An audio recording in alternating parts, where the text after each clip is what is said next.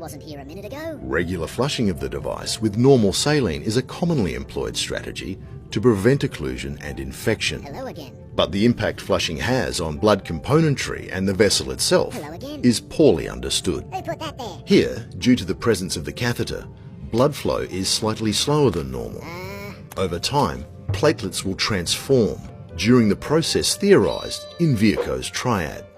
The components of this triad are stasis of blood flow, endothelial or vessel wall injury, and hypercoagulability.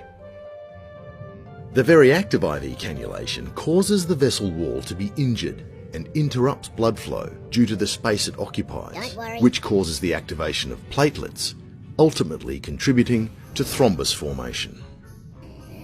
Regular flushing of the catheter is defined as the act of moving fluid out of a vascular access device and into the bloodstream to assess and maintain patency and prevent drug precipitation. But there's more to IV patency than rinsing the catheter. Let's have a closer look. A typical IV flush of 5 to 10 mils of normal saline is delivered over 3 to 5 seconds, or 2 to 2.5 mils per second, which, when compared to the normal rate of blood flow, is very fast. This quick and pulsatile flush may be effective at rinsing the internal surface of the catheter, but it isn't so kind to the vessel wall and blood components. The shear force created by the flush causes turbulence and recirculation at the catheter tip that forces the platelets and blood cells to collide with each other, and in line with Newton's third law, every action has an equal and opposite reaction. The resulting stress and inflammation caused to the endothelium and the presence of the catheter further encourages coagulation and thrombus formation, which increases the risk of IV failure.